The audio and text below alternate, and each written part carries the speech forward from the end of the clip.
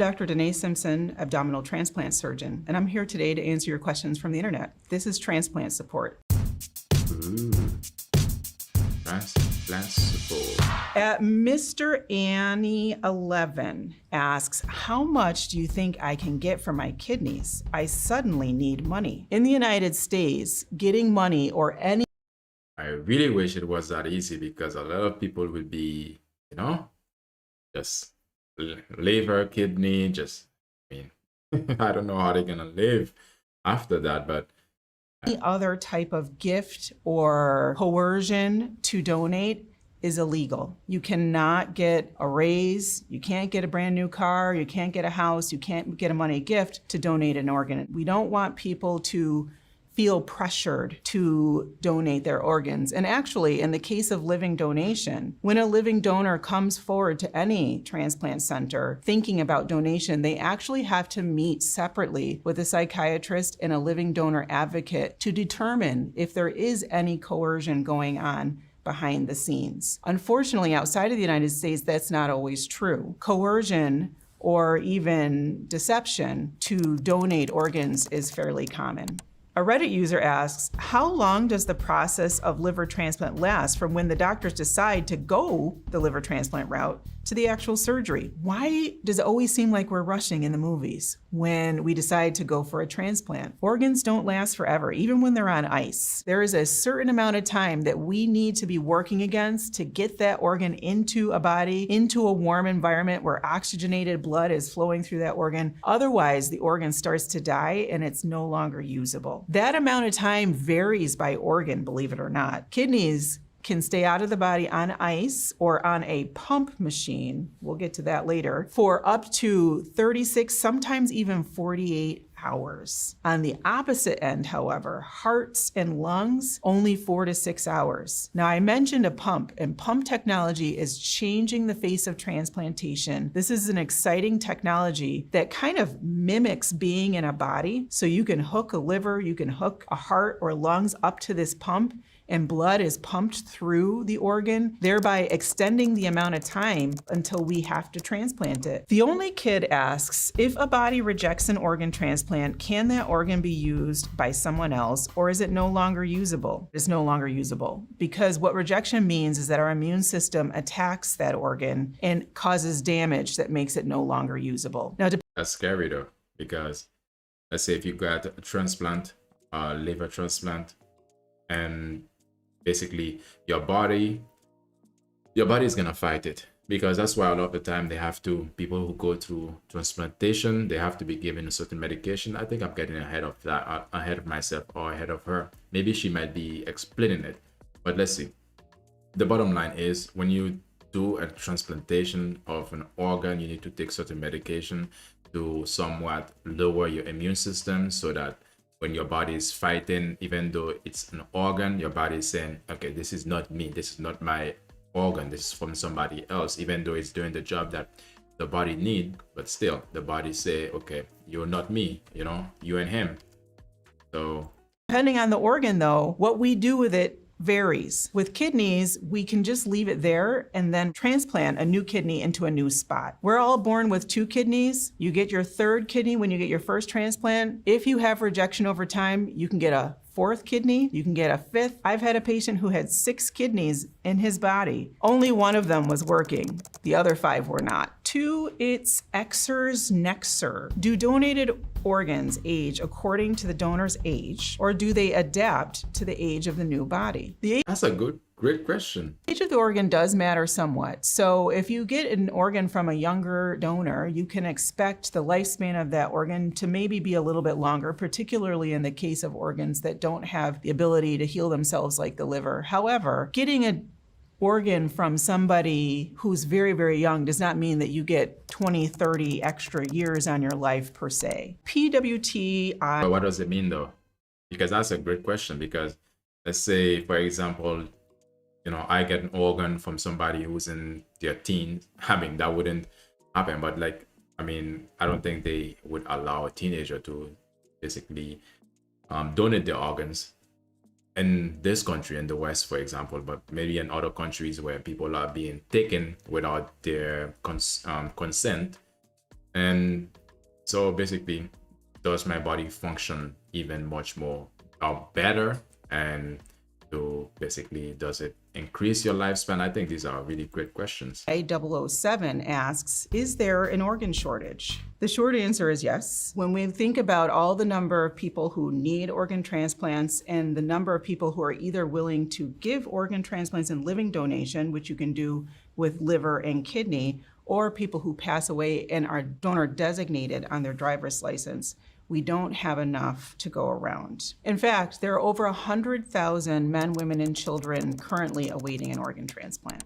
Micah Foxlong asks, how do organ transplants actually work? How do we connect them to the body of the recipient? I love this question because whenever I talk to my patients about transplant, I always say that I, as a surgeon, am basically a plumber. If I were gonna take a sink and bring it into the room, it's not gonna work unless I connect it to pipes that bring water in and out of the sink. And a transplant is the same thing. I'll take the liver here, for example. These are our pipes. The red is the artery, the blue is the vein. These bring oxygenated blood to the organ and deoxygenated blood away from the organ, and we need to connect those pipes in order for the organ to work. And the third pipe we connect is the functional pipe of the organ. In this case, it's the bile duct, which brings bile from the liver to the intestine, which helps us to digest our fatty foods. And the way we connect them is with stitches. So we use microscopic threads. We have to wear glasses with magnifying lenses on the end, and we will painstakingly but quickly sew those pipes together.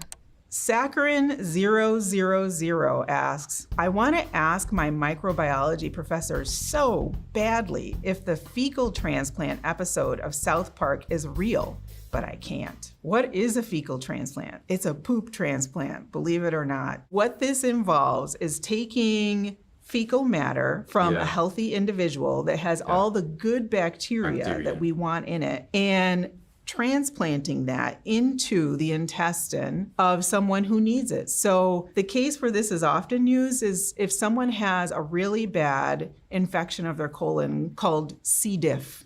And so Clostridium difficile is the bacterium there that causes a terrible, terrible infection in the colon that can sometimes result in the entire colon needing to be removed. The way— Wow. Don't want to do that. Basically, what she's saying, the entire colon being removed, your entire pipe, because she's talking about plumber. Because let's say your entire pipe where all your number two, all your the waste from your body exit from your body is removed, then you're gonna probably have to carry your bag around that you're gonna have to do it manually, and your body is gonna then definitely when you eat is gonna be passing out. The waste still have to be removed from the body. So now there are some people who carry your bags in their stomach area that has basically waste from the body. I've heard it does smell because you have to remove it and clean it yourself.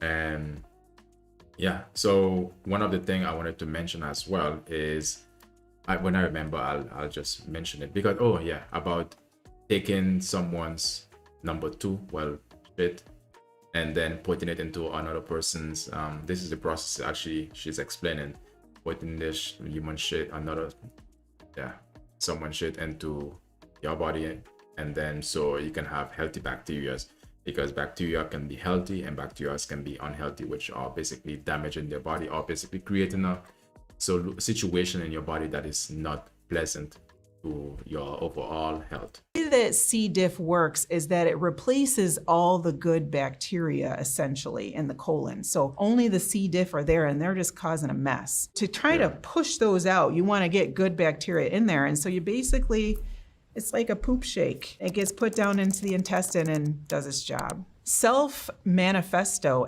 A poop shake asks, how do surgeons connect nerves to donated organs? Well, for our solid organs, we actually don't, believe it or not. And nerve regeneration will happen slowly over time. And so it's amazing though, like thinking that solid organs refer to things like the liver, the kidney, but when you're thinking about transplanting a limb, such as hand transplant or even face transplant, that is a case where nerve connection does become important. Soup Buller nerve connection, because in your body, there's like a lot of different small nerves. Like, I mean, she was showing how the big the veins and the arteries, how they connect them with micro threads, but there's still smaller, very smaller nerves that needs to be connected.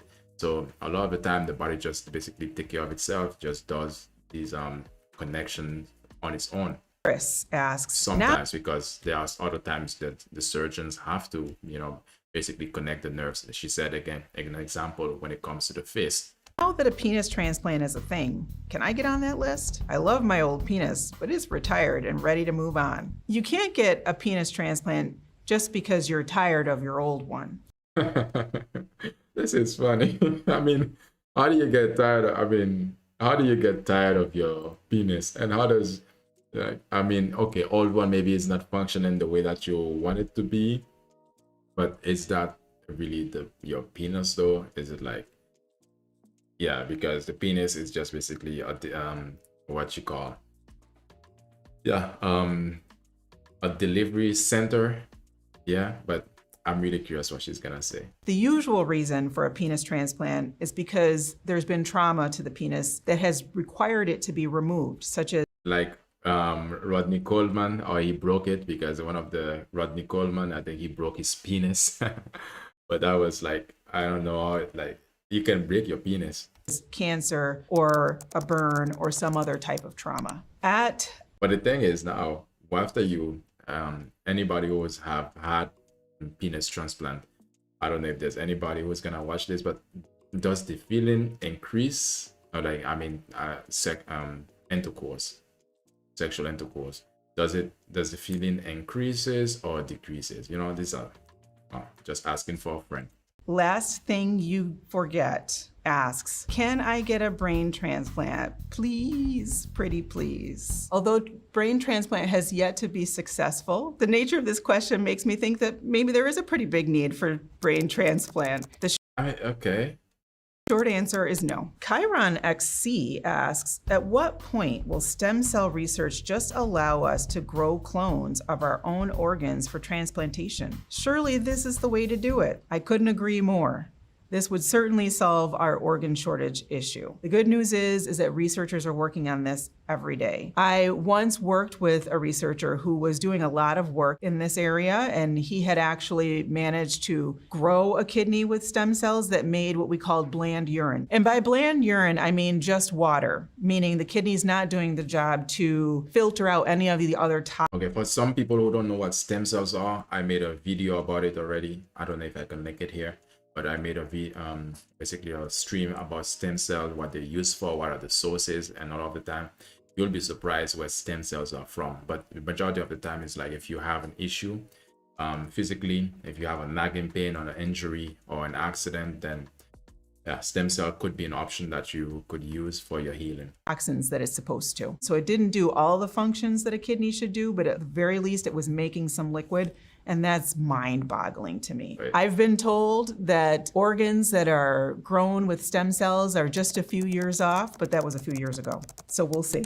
A Quora user asks, what was the first human organ to be successfully transplanted? Well, that was the kidney. In 1954, Dr. Joseph Murray did the first successful kidney transplant between two twin brothers in Boston, Massachusetts. What I find really cool about this is that transplant is such a young field that I actually had the privilege of meeting Dr. Murray when I was a resident at Brigham and Women's Hospital, which is where he practiced and trained. Sak the Vignesh, 88, asks, what is xenotransplantation and what role is it going to play in the future? Xenotransplantation is a fancy word for saying you're getting a transplant from some animal that is not a human. And I do think that it has a big role for the future. There is an organ shortage, so we have to find creative ways to solve that problem. And because I even heard that with the xenotransplantation, what they do is a lot of the time they use animal, specifically they use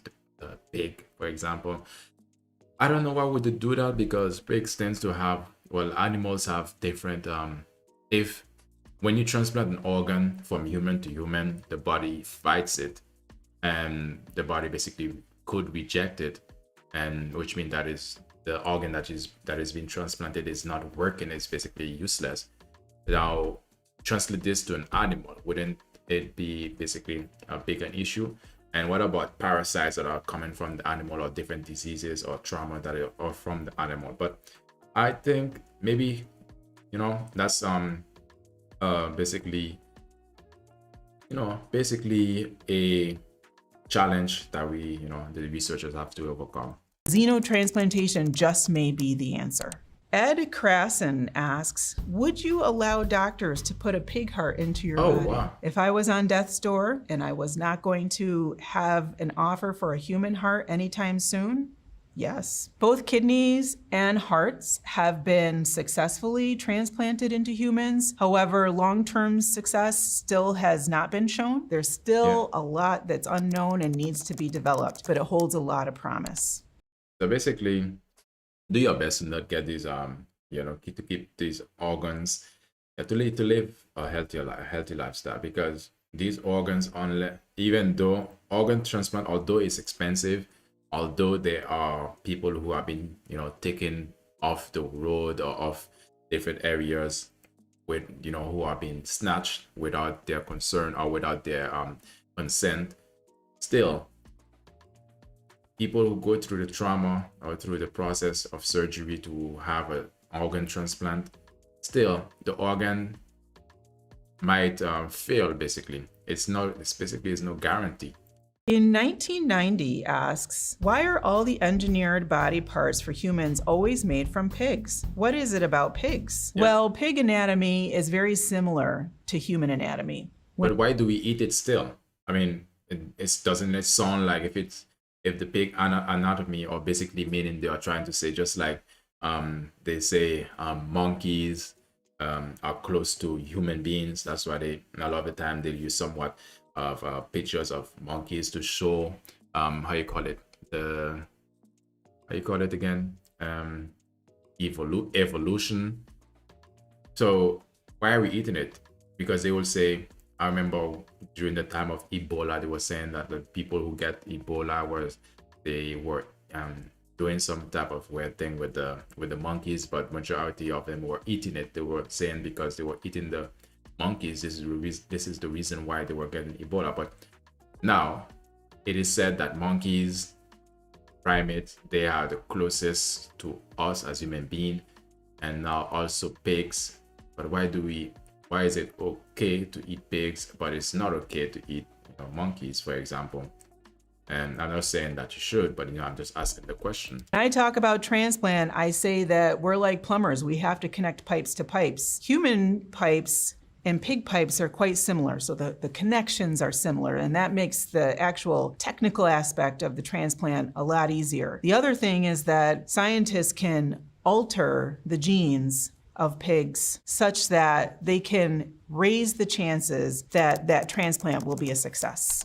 A Quora user asks, who decides which patient gets an organ transplant first? What factors go into that decision? Deciding who is eligible for an organ Great transplant question. is a really complicated process, and it involves a committee or a group. Ching Ching are the one who has the deepest pocket. Group of individuals, sometimes as many as 30 to 40 people, who will decide whether the patient That's definitely a long process. is suitable for organ transplant. And there's a lot of factors that go into it. The patient's health, whether or not they can handle the stress of such a big surgery, whether or not we think that they can take the anti-rejection medication that they need to. Exactly. I talk about the anti-rejection medications, but again, not to forget, the transplant itself is stressful on the body. Like the body expect everything to stay the same, just how it is. When you do surgery, it's a traumatic experience that the body goes through. So, and imagine removing or transplantation of an organ, then that's even more traumatic to the body. And some people, our body cannot handle it. To take every day for the rest of their lives, how sick they are. So patients who are only mildly sick or at the beginning stages of their illness, or patients who are really sick and in the ICU and on death's door. And also is dependent on the organ that they're being listed for. In the case of kidney, your place on the list depends on how long you've been on dialysis. People who have been on dialysis longer will be near the top of the list. Other things that are taken into account account is how far the donor organ is from the hospital where it's being transplanted. And there's many other factors. Age does play a little bit of a part in where a patient is on the list. In that pediatric patients. Yeah, I mean, I do understand. It makes sense because just like it would make more sense to give an organ transplant to someone in their 30s than rather someone in their 50s or 60s, right? But the fact of the matter is the people who are in the 50s or 50s, they might have more money, but there's or more influence or more connection to get people to say yes to them. But still, a committee of 40 people decide if the patient qualified for a transplant. I think this is basically a summary of what you just said. Get priority. A Reddit user asks, can getting a heart transplant change your personality? The short answer is no. But one thing I can say is that receiving a gift that someone has given in death or in living, if it's a liver or kidney transplant, that saves you from death and changes your life forever, certainly must have an effect on how you look at life and how you live life every day. So I would say, from that perspective, yes, it can change your personality. You four got smoking lamp. I'm not surprised. Face transplants are a real thing, and these sickos will do anything to continue to look young. Face transplants are not what this person thinks. Face transplants are not used to help people look young or look different. Face transplants are a really big operation. You have to be on anti-rejection for the rest of your life. And most importantly, you have to qualify. And these are people who have had extreme disfiguring events such as burns, animal maulings, that disfigure their face so horribly that a face transplant is warranted. Yeah. Or you can be a narco. I remember there was one of these Mexican narcos, one of the narco stories, Fernando, but anyway, he was connected to one of the Mexican cartel, I believe. When during the time, was it during the time of El Chapo or during the time of how you call him, Pablo Escobar? But I think it was more Miguel Angel. I think he was during the time. Yeah, I'm remembering it now. It's from the narco Mexico, one of the biggest traffickers. He was basically trying to have an exit strategy and having, with that goal in mind, he tried to have a face transplant, but automatically he passed away and during surgery because his heart was not strong enough, because again, remember, this is a traumatic experience that the body is going through. So a lot of the time the body can reject it, or the body can just choose to just basically. Environmental Sorbet 3 asks, how long will a transplanted kidney last? Well, unfortunately, they don't last forever. And there's a few reasons why they don't. The kidney specifically, unlike the liver, does not have the ability to heal itself. The liver is unique and it has a regenerative capacity so that if you... Yeah, I've made a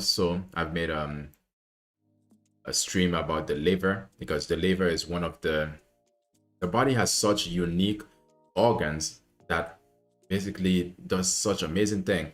Just like, again, I made let's say a stream about the liver, that the liver basically heal itself, regenerate itself. This is really awesome. That doesn't mean that you have to constantly break it down. That doesn't mean that you have to drink a lot of alcohol, because that's one of the things that definitely break down the liver tremendously. But again, all pollution, no matter what type of pollution, goes through the liver for the cleansing process. But again, the liver can heal itself basically, or made itself new. So it's like living. If life is going like this, the liver can basically go like that as well, go backward, meaning to regenerate itself, to make itself almost as new. You cut a piece of the liver off, it will regrow, similar to how a starfish regenerates its arm. With a kidney specifically, since it doesn't have the ability to heal itself, over time it will collect damage that will shorten its lifespan. That damage may come from infection. That damage actually sometimes or oftentimes comes from the anti-rejection medication itself. So immunosuppression. That is suck, really. or what we call anti-rejection medication, unfortunately, while it helps our bodies not to reject the kidney, it does cause a low level of injury to the kidney over time. If somebody gets a kidney from somebody who's passed away, or a deceased donor as we call it, we can expect that kidney to last on average 9 to 12 years. If somebody gets a kidney from a living donor, someone who shares and gives one of their spare kidneys, then we can expect those kidneys to last 15 to 20 years or sometimes longer. As for a liver, because they do have that ability to heal themselves, they last a lot longer. Most patients who get a liver transplant are outlived by their liver. Page. This is amazing. Like, so if you, most people who get a liver transplant have outlived their liver. Remember again, the liver can regenerate itself, can heal itself, can renew itself. So somebody who has had it or has had a transplant or liver transplant, basically other body parts can, or other organs can shut down or basically not function the way it should, but the liver just kept going even through death. The liver is a survivor. Asks, what determines a match for a kidney transplant? All organs require a match. There's two different things that we look at: the blood type, and then we look at immune system. Blood type is the first thing that we look at. And so in order for you to be a match for blood type, you have to have an organ that either comes from your same blood type or the blood type O. O is considered the universal donor, which means that anybody can receive an O. There are 4 different blood types. You have O, A, O, O, okay, O, okay. All right, as you guys can see, this is all just pure X's and B, and AB. AB is the universal recipient, which means that it can receive an organ from A, blood type B, blood type AB, or blood type O. The immune system matching is a lot more complex. Basically, what you're looking for is whether or not your immune system will recognize parts of that organ and react to it immediately. Our immune system's job is to kick out anything that's in our bodies that it doesn't recognize or that it wasn't born with and not supposed to be there. So that's the case for infection, and it's also the case for transplanted organs. And that's why patients need to be on anti-rejection medication, or immunosuppression as we call it in transplantation. Worderland asks, if the recipient of an organ donation dies before the donor, could the donated organ be returned to the donor? In theory, yes. A patient can have an organ out and put back into them. I haven't heard of a time where a transplant recipient passes away and that organ is taken back out and returned to its donor. There is something worth mentioning though. If somebody receives an organ transplant, particularly a heart or a liver, and for some reason, some complication, or if the patient was too sick, they pass away early, say within days or a couple weeks, that organ can be removed and transplanted into someone new. It's not very common, but it has been known to be done. Steph Shaw asks, we need to do something about kidneys. Why does everyone always need new ones? Why they fail so fast? Kidney is the most frequently transplanted organ by a long shot. And the reason for that is the top 2 causes of kidney disease are high blood pressure and diabetes. And high blood pressure and diabetes. So the top 2, again, she's explaining it. I think she can do a better job. Yeah. Those are actually things that we can do something about. The way that we eat, exercise, those play important roles in the development of diabetes and high blood pressure. So health.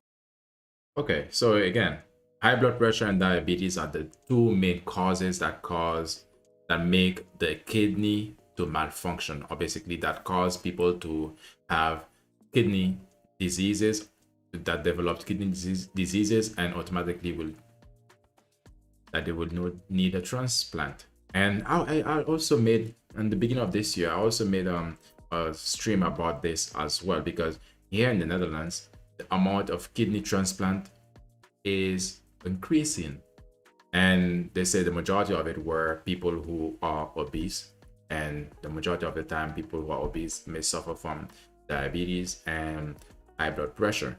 So it's really key for you to actually know very, very important. Very. Living can actually drive those numbers down. A Reddit user asks, could a donor organ live forever if constantly donated before each person's death? That's a great question that we do not have the answer to. I would say in the case of most organs, the answer is no. The one that makes me a little curious maybe is the liver. And that's because of the liver's ability to heal itself. The fact that many patients who get a liver transplant die with a still working liver makes us wonder just how long could that liver last? But we don't know the answer. What about, we talk about stem cells, how stem cells are used, basically how the source of them are from babies or embryos, not babies, like embryos, fetus, and embryonic fluid, and basically in the process of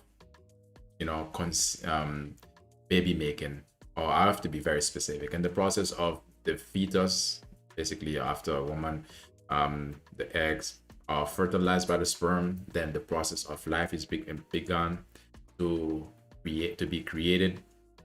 That's where they get the stem cells from different sources from that in that process. Now, what about the liver? It sounds to me that the liver has not just a healing factor, but the cells, it would be maybe, why isn't it not used as a source for stem cell? This is my question. Transplant asks, any advice to those who are considering becoming a living donor? What's life like after your donation? There is a shortage of organs, and one of the ways that we can help mitigate that shortage is through living donation. Kidneys and liver can be donated through living donation. You can give one of your kidneys, or you can actually have your liver cut in half. The half that goes to the transplant patient will grow to be the size of a normal liver in about 6 weeks. This is, oh my God, this is amazing. This is, what? Are you serious? So wait. You're telling me we all have an organ in us that you can take piece of it and give it to somebody else, and it's gonna grow into, it doesn't matter, it's gonna make a new one? This is interesting. Really interesting. And the half that the donor is left with will also grow to be the size of a normal liver in about 6 weeks. It's amazing. The bottom line is that we have to be very, very careful with anybody who's considering a living donation, because they get no medical benefit from that surgery. So we put them through a number of tests to ensure that their risk is extremely low. In doing that, we are actually guaranteeing that the donor will have pretty much a normal life after living donation. They can have children.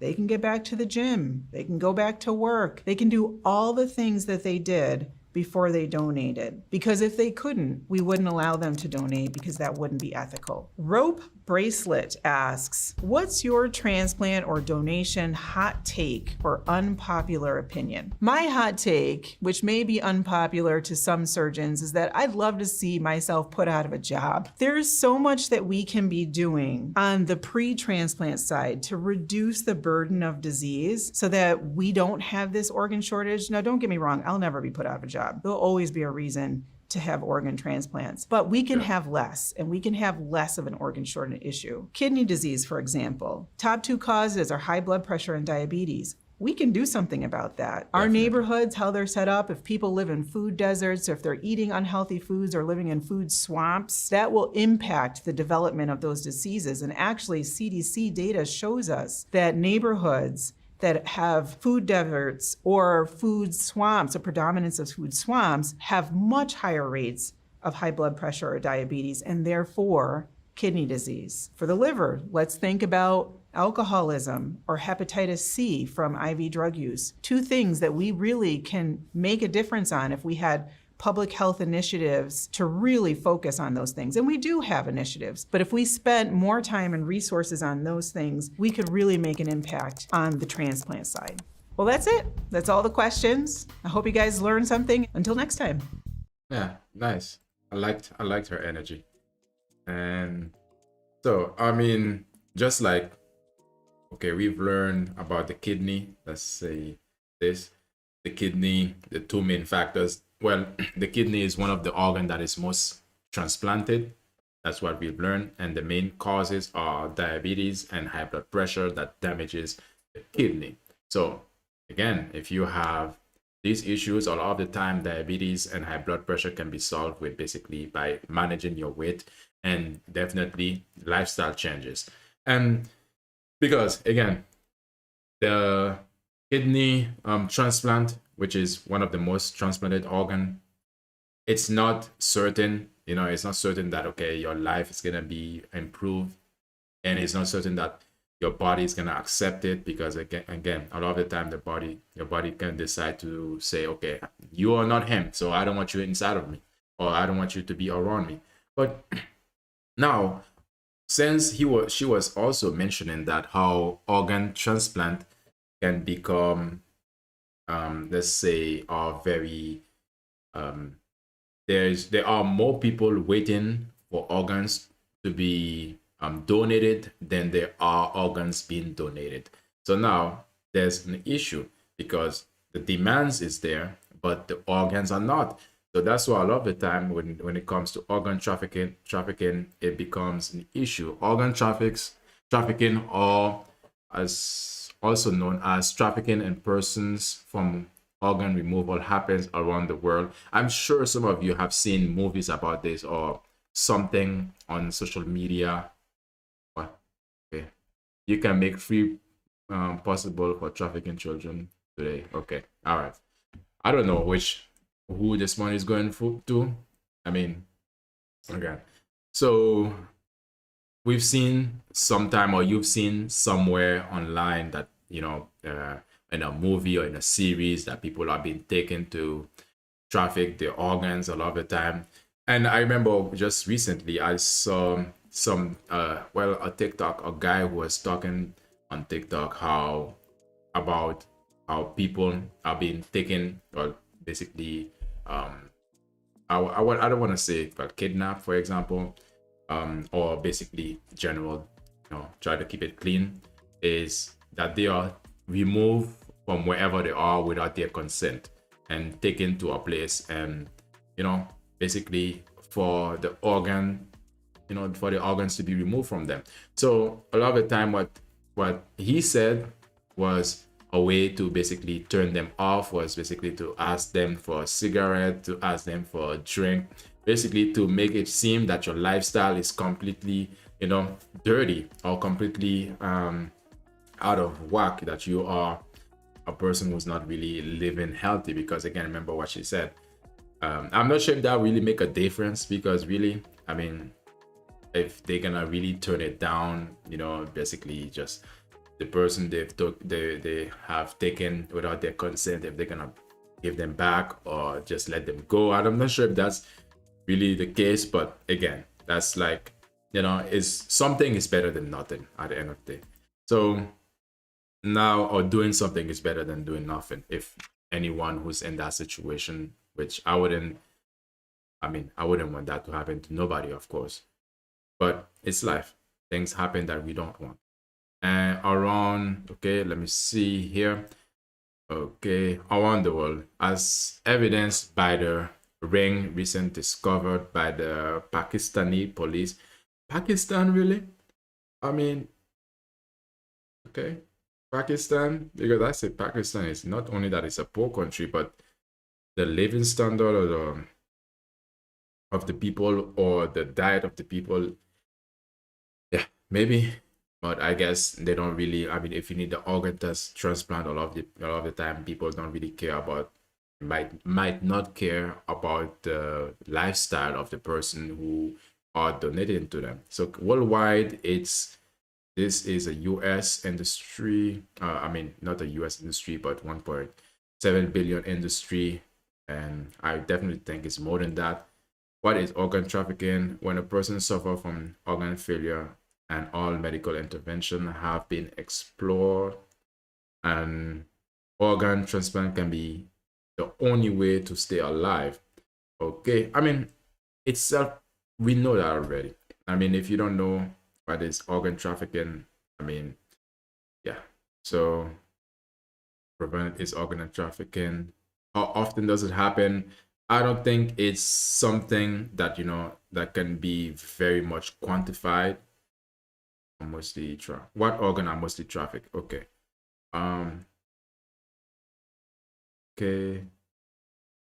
About 10% of all transplant are believed to be illegal transplant. Okay, but which countries who are performing? I don't believe, maybe not the US. But again, I cannot remove any country from this list as try to put them as the innocent, because again, you'll be surprised. So let's just focus on the hard numbers, what are which are presented to us, about 10%. And organ traffic, okay, organ traffic is less common than labor or sex trafficking, partly because of the high level of medical knowledge and coordination necessary for the crime to take place. Of course, you need to have an expert to perform the surgery of removing the organ. Again, you not to forget that once that the organs don't live for a long period of time outside of the human body. So when an organ is removed from the human body, they have a limit. It's like a countdown. For some of them is 4 days. For some of them is 40 well 48 hours, I would say. And it's just a matter of less than a week. And she did mention, the doctor just did mention that there are machines that could replicate what the body does to basically prolong the lifespan of these organs as they being transported to be delivered, to the person who needs it or who bought it.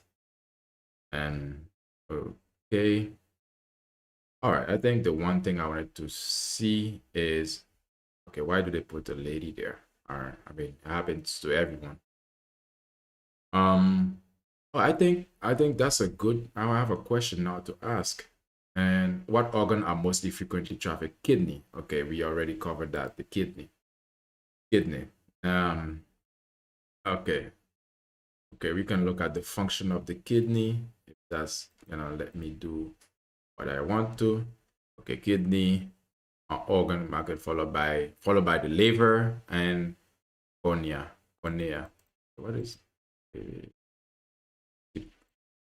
Okay, emerging market exit for human eggs, skin, human embryos, and blood plasma. I know about this one, but okay, the liver, we know we can split the liver in two. You keep one, you keep one half, I keep another half, and then the liver can create a new liver in somebody's body or in my body within 6 weeks. Amazing thing. Where does organ traffic occur?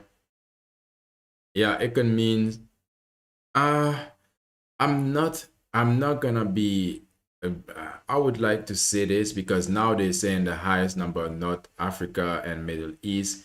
I cannot because I can say, yeah, because this is a lot of the time other countries might not want to face the reality of what their country, leaders might not want to face the reality of what their countries are going through. And so it's hard to believe because all the time the blame is tend to be placed and on different side of the world, trying to make themselves seem like, okay, it's not happening. But all I'm saying is that the bottom line is, or trafficking and all of these things when it comes to the organs or taking people without their consent for that purpose is not right wherever it happens. It doesn't matter. A life is a life. So I wanna notice which in the or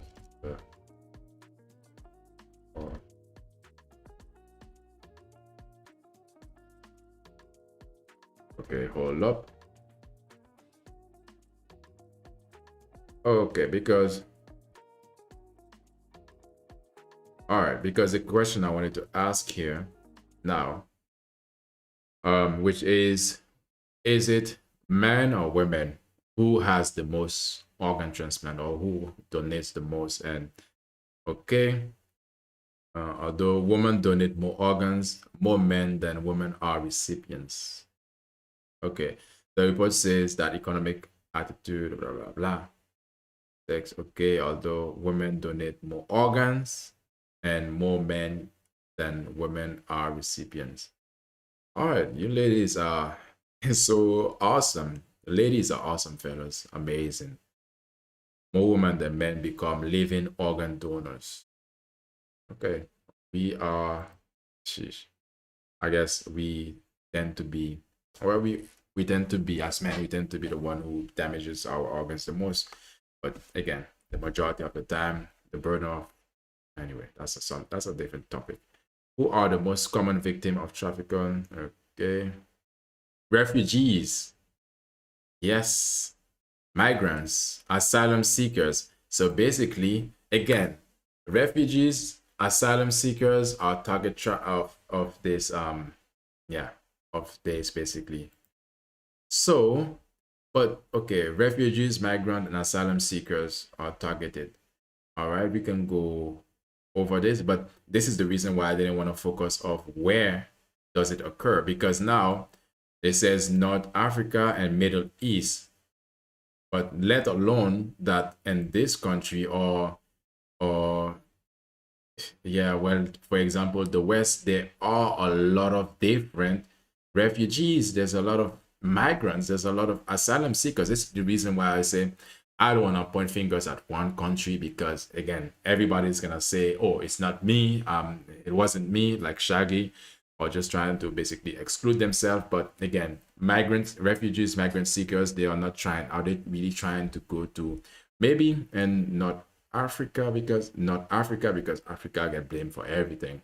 I swear, all the wrong shit. So I don't know if that's the case here, but again, and in the West and Europe and also the West, there's a lot of people who are doing this. There's a lot of refugees and migrants, asylum seekers, and I've heard even stories that people, some kids, children are being taken off, basically are being taken away when they are refugees, migrants, asylum seekers are being taken away. And now, if people who are asylum seekers and refugees and yeah, and migrants, if they don't know the culture of the country, if they don't know who to go to, all of these things, and they are within a process when they come to these countries, or when they are in these countries, they are within a process or a system who have oversight. I mean, which people have oversight. I mean, all I'm saying is that the bottom line I'm trying to say is that a life is a life.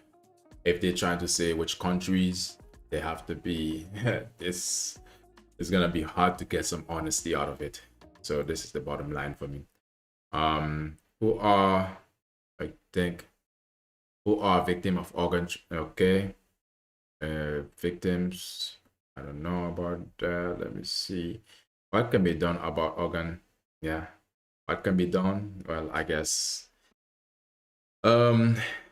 Yeah, I think one of the things, but let's read awareness rising campaign. Okay, this is what I'm doing right now. Reducing difference. Okay, let me just take my time. Make a difference. Okay, bring awareness, increase accountability among medical professionals. Okay. Okay, forever. Scale problematic, complicated. Yeah, I guess complicated is the reason that we gave ourselves, while other form of like forced labor generate or forced labor, in which really happens repeatedly over a period of time. It's difficult to track. Okay. I mean, for me, from what I would say is that if you're a young man, a young woman, know who you're messing with, know you basically. I mean, not knowing, it's like basically know where you put in your play yourself, because there are sometimes, as especially nowadays that the world is so open that people are traveling and going to different destinations and being more solo travelers, not even solo travelers, or basically ladies, the girls go travel by themselves. And I'm not saying that can happen to the men, of course, sometime too, but again, know where you're going, the environment, and the people that, you know, if like, or you gotta always be prudent or be careful. And also, if you're a child, if you have kids, always know where their whereabout. Put a air tag, put some tag on them if you have to, and their book bags and their bags. Do what you need to do to keep your child safe, because a lot of the time they can snatch them from wherever they are. And be mindful, because that's what it is, really. Be mindful. And a lot of the time when it comes to a child, you can talk to them, tell them what not to do, but it's like can be very much counterproductive, because at the end of the day, when it comes to do a child and an adult have more mental sophistication to basically maneuver the child where they want them to, bring them to where they want them to be. So a lot of the time you cannot put, I mean, it takes the effort of everybody. Of course, the countries have to somewhat have yeah, I mean, there are so many things. If you know, if you something come to mind, how you can keep learning, keep basically what can be done about basically keeping people safe from being taken from wherever they are without their consent, to be, for their organs to be, you know, be exploited. Let me know in the comment section. Let it be known. So if you have you heard of it? Have you heard of a story or weird story of someone being basically their organs are being harvested? Let me know in the comment section also. Again, like the stream, subscribe to the channel like I always say at this time. I'll see you in the next one. Peace.